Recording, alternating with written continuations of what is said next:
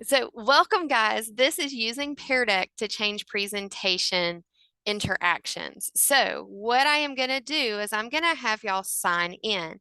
So, like I was saying before, um, on your screen right now, you see two things. You see the teacher view, and on the lower right-hand corner, you're going to be seeing a student view. What I would like for you to do is if you have a phone or something, if a couple of y'all will join the website, joinpd.com, and then you're going to type in the code that you see on the screen right here. So I'm going to enter the code, and hopefully a couple of y'all will too.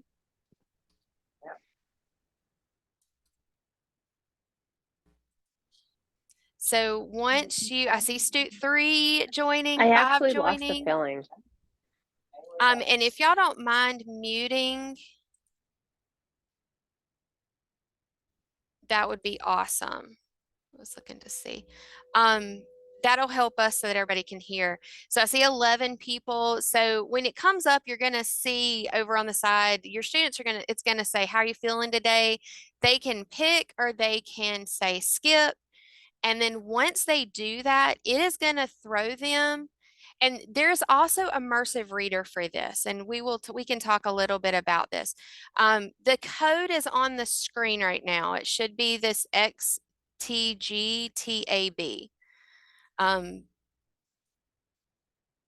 Hit not right now. So you're going to joinpd.com, and then you're going to type in XTGTAB. And so, like I said, now, one thing that I am finding today is that my student side, because of the internet being a little slow, has been a little laggy. So I may have to refresh it every once in a while. When the students log in, they are going to see the same slide that my teachers do. So I'm going to go in and hit start class. So what's really cool about Pear Deck is that I am going to be able to control what you see as you're going. Now, so like I said, we're going to get started. For those that have never been in a session with me before, my name is Brene Duggins. I am the media coordinator at Oak Grove High School in Davidson County, North Carolina. We're pretty much kind of in the center of the state. This is my 21st year in education, and 17 of those have been in the School Library Media Center. I've taught at all 3 levels, elementary, middle, and high school. I also teach at the community college. And then when I take off my school hat, I am the fire and life safety educator and the digital content specialist for Pinecross Edgefield Fire Department in just outside of Greensboro, North Carolina. This is my 22nd year in the fire service, and all but one of those have been doing fire prevention and education. And so that's where my passion between my day job and my job and on the volunteer side kind of come together a lot of times. So I get to share both with teachers and fire service personnel cool tools that they can use when they are presenting. So the very first thing we're going to do, and like I said, my stuff on my student side is being a little wonky today. I am going to have you sign in. And so on your screen, what you're going to see when it pops up is you're going to, on the left-hand side, see my sign in, and there's a QR code. But on the student side, you'll notice that it's going to pull up the Google form actually on the screen for you.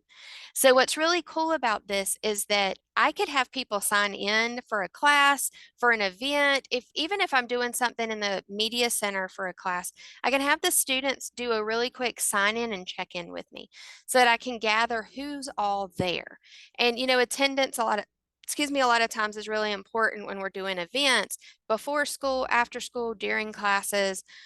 It also, when we're out in the public, when we're doing classes, we need to be able to keep track. It also gives us the ability to gather some demographic information to be able to compare. Are we meeting the right audience?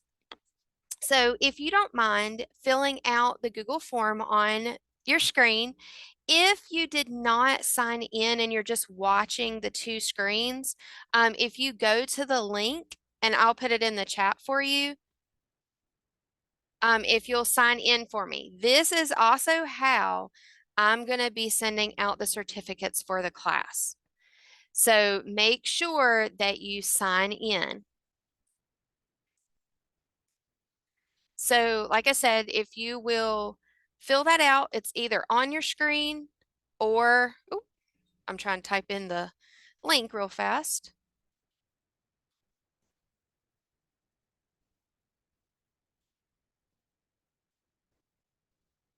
There we go. So I put it in the chat for you. So hopefully you've gotten a chance to fill that out.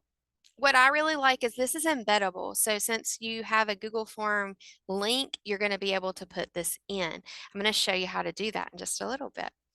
So we're going to go on and get moving. So today's activities, we're going to be talking about what is Pear Deck, how does Pear Deck work on the participant side, and that's what you're going to see here at first. We're going to talk about how to create using Pear Deck. So we're going to look at how do I actually take a presentation I've already built and turn it into something like this with the interaction. I'm gonna have a list of tutorials for you, and then we're gonna end with a chance for y'all to ask some questions, and we can go through examples, talk about ideas, things like that. So right off the bat, what is it? Well, Pear Deck is an interactive website. It's an interactive lesson platform that is designed to easily integrate with classroom tools that you already use. So it kind of like supercharges student learning. What's really cool is you could already have a presentation that you're already doing built, and then all you do is go in and add the activities, like the interactive components, where we may be doing slides at the front of a classroom. We literally we stop and ask questions, and then we just kind of are having to monitor around the room. With Pear Deck, they can all, especially being in a one-to-one environment a lot of times, or people having a phone, you can actually have them answer questions and interact with you and pull up all the answers and see them on the screen, which is what we're going to do in just a minute. Everything from asking them multiple choice questions to giving them a link to a quiz online, sending them to websites, taking them on virtual field trips. They can draw, like you can give them something to draw on or even mark a pen. So there's all kinds of options that come with Pear Deck. So how does it work? Like I said, you're going to be using presentations either in Google Slides or you can use PowerPoint. It does need to be Office 365. So that is what you're gonna either have to be on Google Slides or the PowerPoint that's available in Office 365. And we're going to be focusing on Google Slides today, but I'm going to give you links if you are an Office 365 group.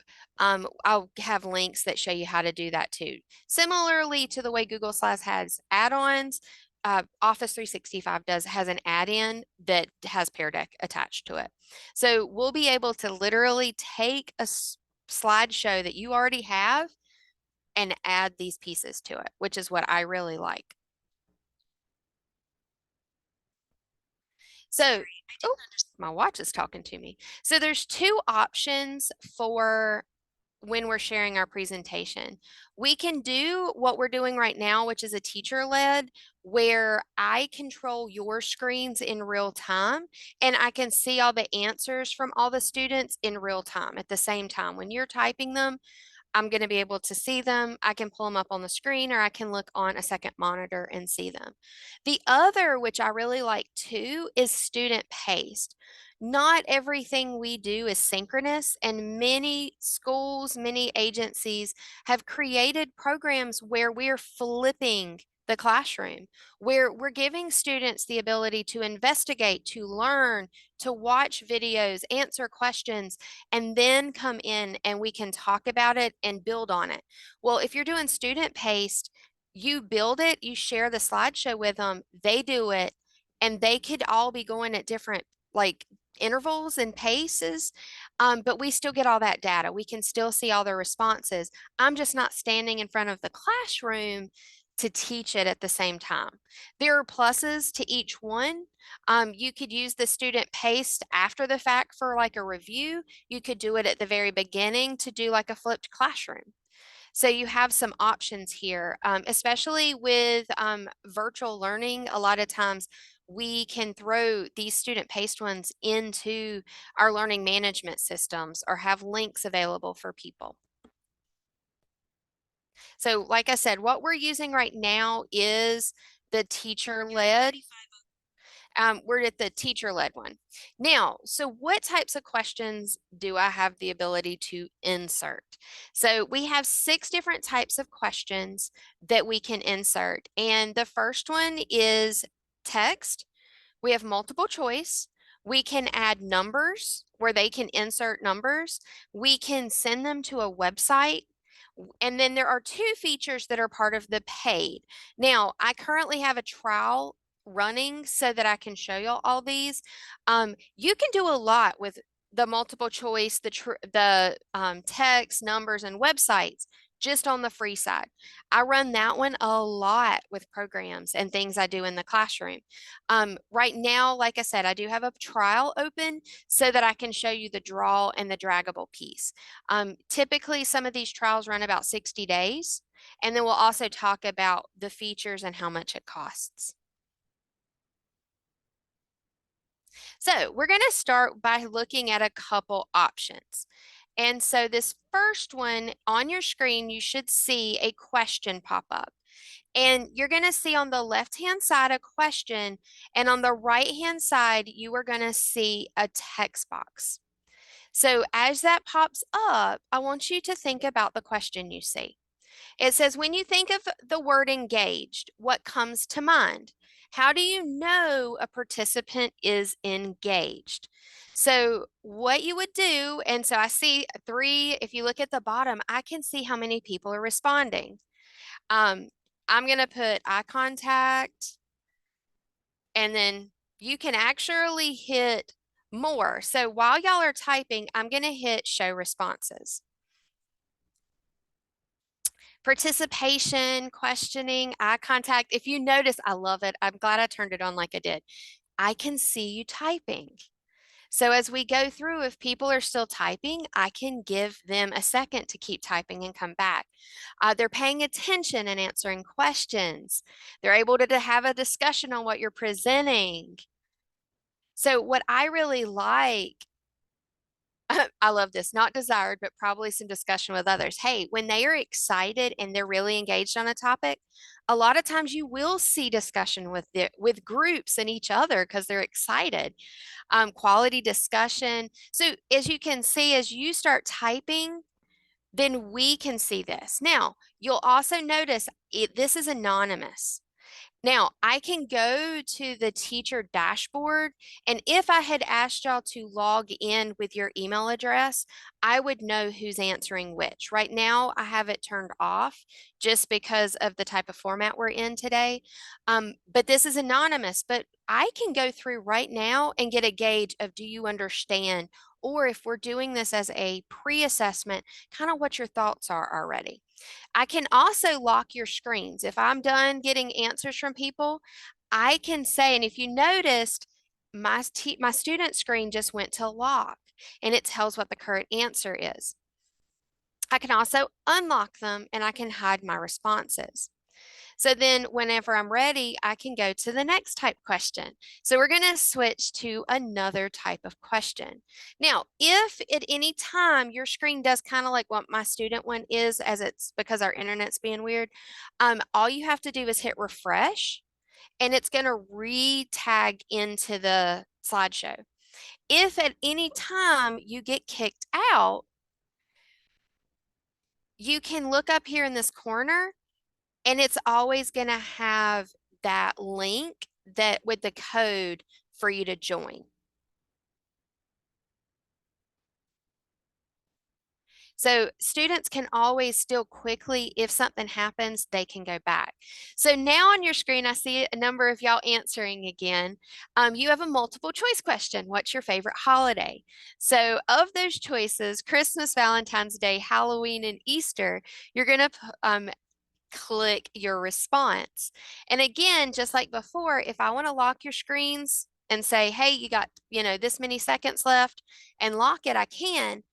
But I can also hit show responses, and now it's going to pop up and tell me how people have answered. So for this group, majority of y'all say Christmas, followed by Easter, and then lastly is Halloween, and poor Valentine's Day does not have any votes. So we could go through and check for understanding with multiple choice questions. So you could practice, especially as a review, just to gauge understanding. So then that's going to lead us to the next question. With this, we're going to look at the number entry option. And so the next question that's going to pop up on your screen is going to be, what size class would you typically present a lesson to? How many students are typically in a class that you're working with? So on your screen, you're going to be able to enter that number. And if it varies, put an estimate or a roundabout. A lot of times here at school, our classes are anywhere's up to, in the upper 20s to pushing 34, I think is some of our larger classes. So I'm just going to, put about 30. And then again, just like before, I can hit show responses and I can see on here how they're listed. I can also look at a grid layout and see everybody's individual answers, but I can do that overlay and we can see the individual numbers. And as you change your numbers, if you notice or more than one person saying them, you can see that the dots are changing as you're typing. So it is pretty cool because we can watch in real time the responses. So we still have a couple more types of questions. The next one is about websites. And so you can even send participants to specific websites. And so the one that's going to be popping up on your screen, we just finished Fire Prevention Week, and I wanted to send people to the Sparky website. So I am going to, let me go back. I'm going to tell it to skip so that it goes back. I wanted them to go to a specific video on the Sparky website. So imagine if you're doing a class and you want them to watch a specific video, if you want them to go to a particular website to do an investigation or do research, you could actually have the link in this and it will send that to them on the right hand side. You could even on the left hand side on your slides have questions. So almost like an anticipatory set for while they're watching the video. Hey, while you're watching this, I want you to think about these things or look for these things. So it gives you the ability to kind of lead that, but then they can press play on their own. It's not something I have to do at the front of the room. Everybody can stop and start on their own. So it does give them, even though this is teacher led, it does give them the ability for the students to stop and start and kind of individualize. We have a question that says, do you have any issues with loading websites or phones via their phones in class? In the class at the school setting, we are one-to-one. So all of our students have Chromebooks. So a lot of they're not using their phones in class. What they're doing when they're on the participant side is actually on a laptop, like a little Chromebook. It can be done on a tablet. When I've been out in the general public, doing stuff with like fire prevention, I have had people on their phones, and we really haven't had a lot of issues with it. It's loaded pretty well. One tip I do say if you're doing the videos like this is encourage them to bring headphones. One thing that I do have on here, and I'm going to be sharing this whole slideshow with y'all. This screen has all kinds of examples of websites that can be embedded into Pear Deck, just like we're doing. General websites, you can send students to a specific website like I was with Sparky. You can do 360 videos, which I'm getting ready to do one with you in a second. We're going to also see an example where you can embed Kahoots. And I don't know if y'all play Kahoots for review, but Kahoot allows me to drop in an embed code. So I can put that link in, and if I've created a review Kahoot, they can play it while they're sitting there.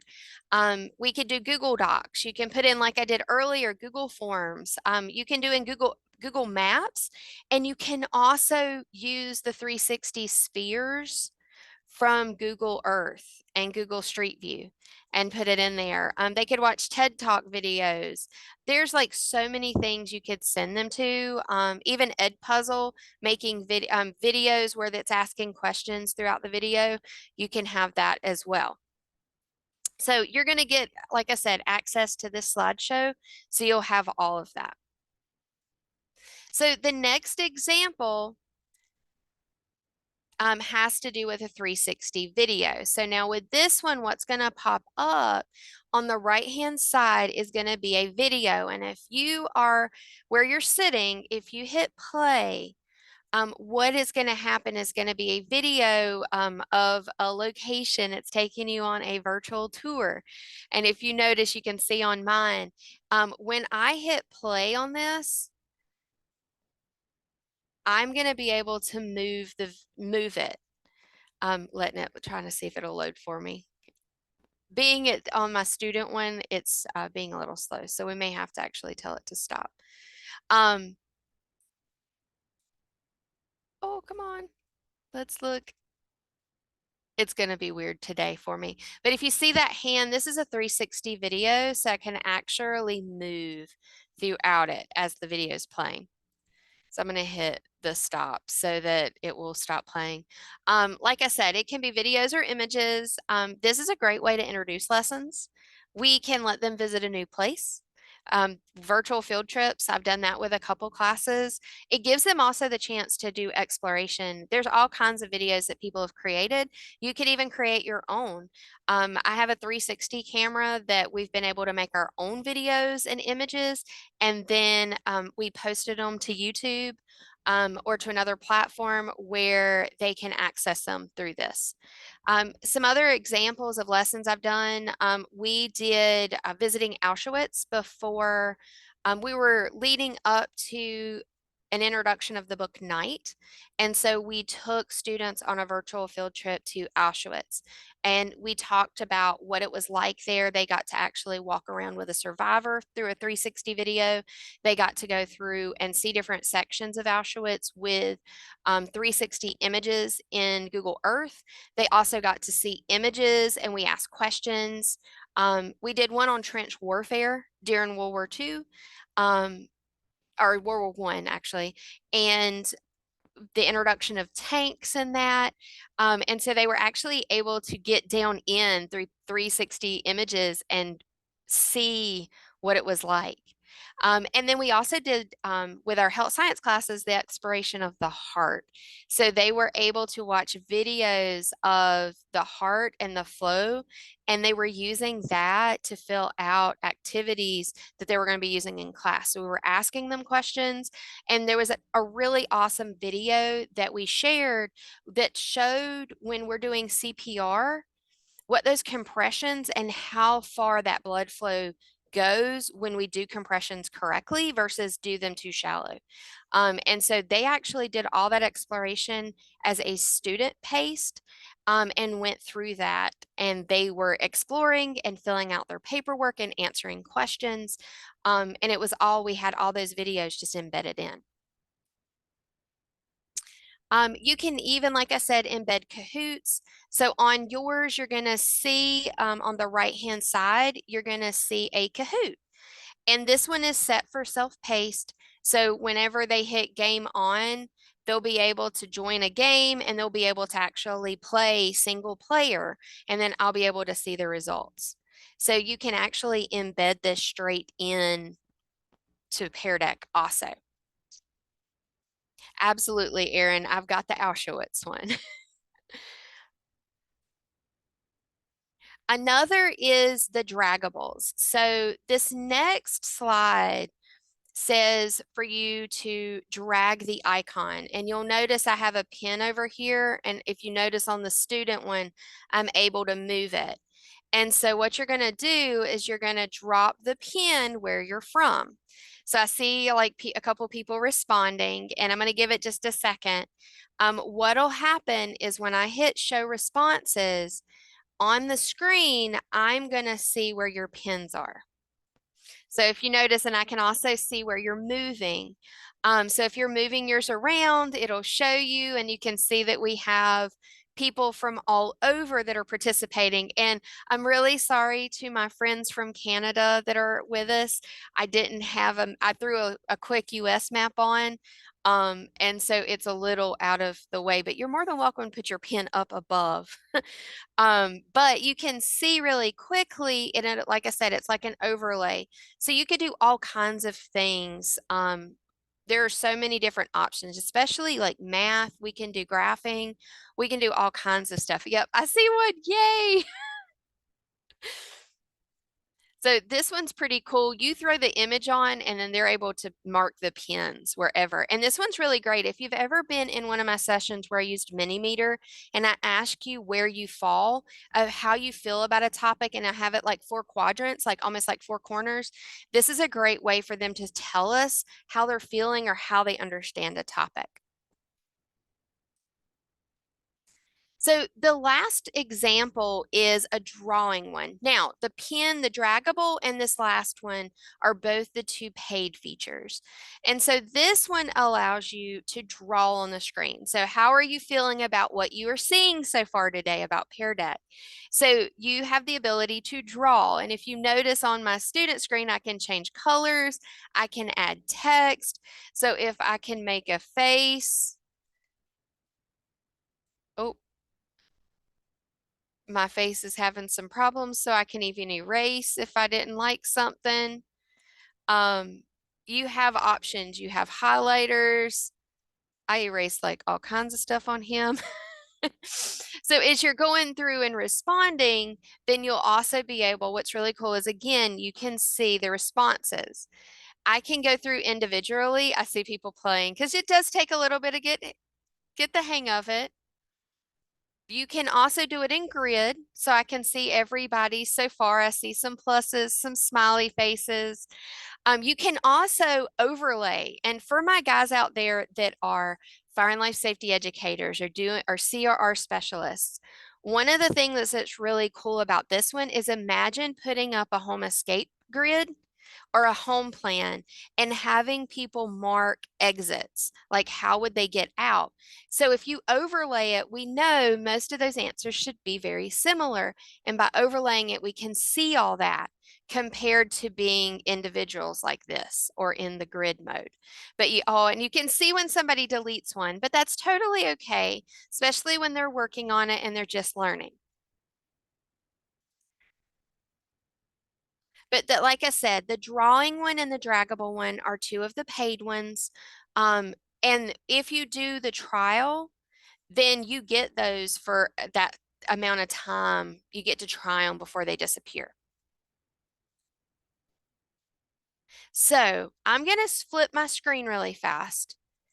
And we are going back to, and if you are on your phone, you are more than welcome to jump off, because I'm actually going to come out of the present mode because I want y'all to see the edit side. So we're going to look at, I'm going to close my teacher dashboard for right now.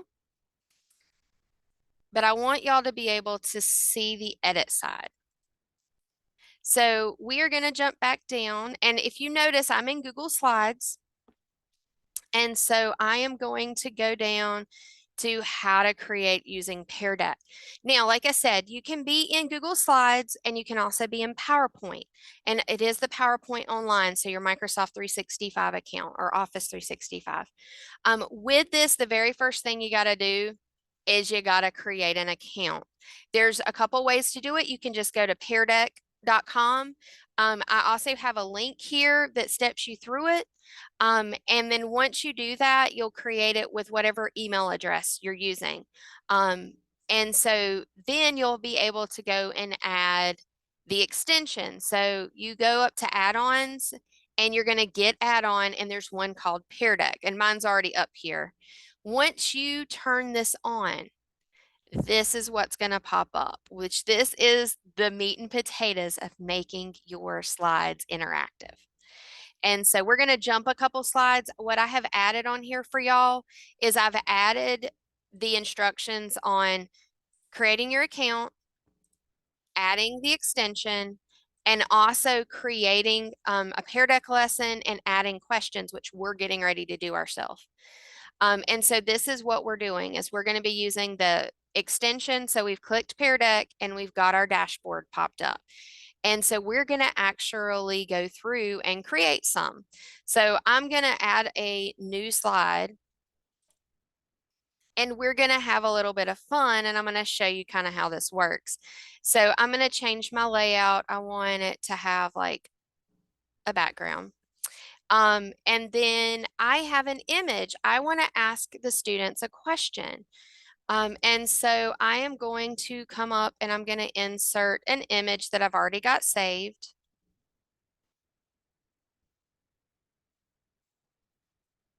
Oh, there's what I want. I'm going to ask them how they're feeling today. And so I don't even want them to tell me any more details other than how do you feel? You're going to pick a pumpkin. And if y'all have never seen these, I will give the link to y'all. This is the Daily Five. It is a great website to get people thinking, especially as they come in the door. And I'm going to use a couple things from them today as we're using examples. So if I want them just to put in 1, 2, 3, or 4, I'm going to come over to my options and I'm going to go multiple choice. So now it gives me the options and I'm going to be able to type in. So I'm going to say pumpkin, or I'm going to say number 1, number 2, number 3, and number 4. It's going to update my slide. And at that point, you are going to see a little bar at the bottom. Please do not delete that bar. That is what makes this whole thing work, is this little bar down here. And if you notice down here, it talks about that it's a multiple choice slide. So now that we've done that, if I were to put this in the present mode with the lesson and students were in it, they're going to see on the right-hand side where they're going to pick 1, 2, 3, or 4. And so that's all you have to do. So if you already have slides with multiple choice questions, all you have to do is go click that multiple choice button, type in your answer choices, and you are done. You can have it where you can check those answers really, really fast. So another option is the text one.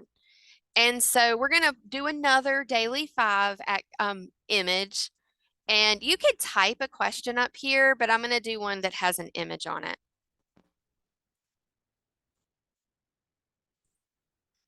Since it's Halloween, we are going to have a question. Which scary movie character is going away? And we're going to have them say they've got to explain why.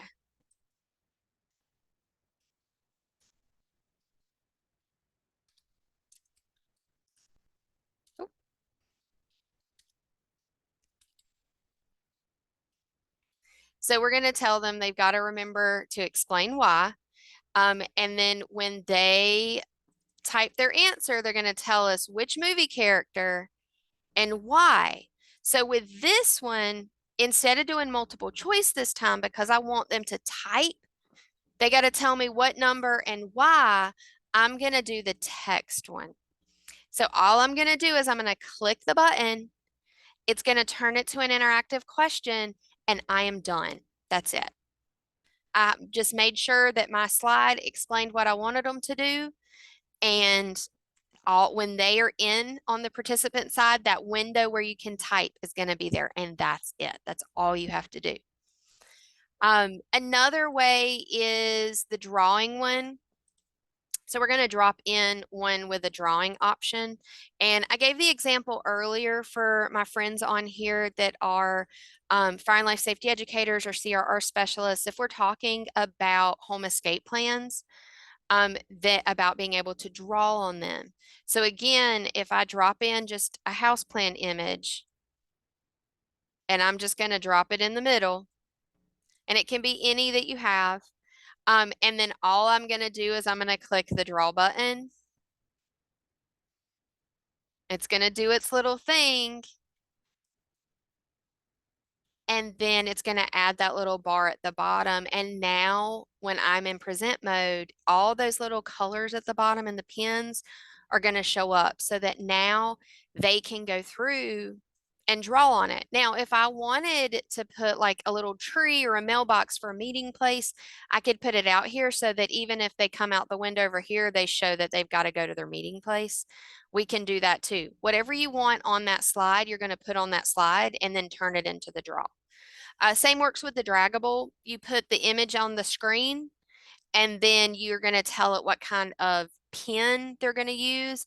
And sometimes they can have multiple pins. So if you want them to drop multiple things, you can have it have more than one. Another thing to keep in mind is about logins. In the school setting, this one's really helpful to require them to log in because in the teacher dashboard, I can see which student answered what. It's a little more formative or like, and so I can get data on individual students. When I am just generally wanting it, I want it to be less formal, like informal data, then I can just do a gauge through their answers. Did most of them get it correct or not? In the community setting or the public setting, you're going to want to leave this off. It makes life so much easier, especially when you have people with all kinds of different email addresses. So where you find that is up here on this corner. You're going to see publish and share your lessons. Right under it is require student login. If I turn that on, they're going to join with an avatar and a nickname, but it's going to be tied to their student email or that email address. I leave it off, like I said, for general public, but in the school setting, if everybody has our same school email, I have it turned on so I can see that. Now, a couple other things I want to show y'all over on this side. Over here, like I said, you have your different answers or different types of questions. There is a template library. So there are slides already built that you can use and tweak. So you can go into like the beginning of a lesson and you can pick things. So like here's one, draw two things you already know about the topic. Think of a question your classmates might have. If you're wanting to know what people think about a topic, you could say, what do you wonder about today's topic? So what it's going to do when I click on it, it's going to add it to my slides. And it already has the interactive piece on there. You've also got how was your homework assignment? They can drag. Did they understand it? Did they not? You've also got during the lesson. So these are things during the lesson. Summarize what you've learned. You can ask them true, false questions. You can do a draggable. You can have them draw and create a thinking map. You can have them type steps. You can give them instructions for an activity. Okay, this is what I'm going to be doing. Okay, so Kim asked if I am giving the same presentation to multiple classes and create pre and post questions, is there a way to track answers? Yes. With the way, and that's going to be more with the paid side. Or if you're going through and you're tracking them, you'll be able to see their answers for a bit, even on the free side if you're doing multiple choice questions. The other option is if you remember, my sign-in was a Google form. You could do your pre-test and your post-test questions as a Google form and it's embedded, and then you've got your spreadsheets that you can compare your data. But even with the multiple choice questions here and then do one at the end, you'd be able to see the answers. You wouldn't be able to see necessarily for the individual kids unless you're on the paid side and they're logged in. But you'd be able to see generally without their names attached to them on the free side. Here you've got lots of options. And then at the end of the lesson, there's slides for wrapping up. I love this one. Pretend your friend was absent from class today, and what would you do to explain? This one's going to pop up in just a second so you can see it. What would you say if you had to explain the lesson to your friend? And so if they have to teach someone else, then you know that they know that topic. And so you can go through and tweak. So if we want to change out the pictures, if you notice, I can change that. If I need to tweak the question, I can use their template, but then I can still tweak it to customize it to my presentation. You can also go through, there's critical thinking, there's social emotional learning, there's subject areas. So you can go through and see sample questions for lots of different options. They also have the content orchard, and that's where other people have shared their stuff, so you can go through it as well. I will say one thing about the audio one. The audio to slides, from what I have seen and used, works only with the Google for Education. So that one you may have to play to see if it works. If you're adding audio to a slide for everybody in the class to hear, a lot of times I'll play audio from my own device instead of trying to push it out to theirs. Now, video audio, if I've got it embedded, it does work. This is just if I'm adding sound to one slide. And then there's also links straight to how does it work. So if you get stuck, it'll let you know. When you're doing your trial, it's always going to give you how many days are left also. Let's see. So other things, I have links to tutorials for you. Pear Deck has a great YouTube channel that goes through, and they're in little bitty clips. I mean, like a lot of these videos are like 3 or 4 minutes at max. So it takes it into little sections for you. How to add a question, how to add this type of question. There's a video for starting Pear Deck, making those draggable slides, creating your drawing ones. I like the 5 ways to use Pear Deck. That one gives you some ideas. If you are wanting to add videos and GIFs that are going to work on your slides that aren't going to be pushed out to them through the embed stuff, like if I, for example, on my title slide of the one about the heart, I wanted the heart to beat. There is an extension called Pear Deck Power Up that allows them to function.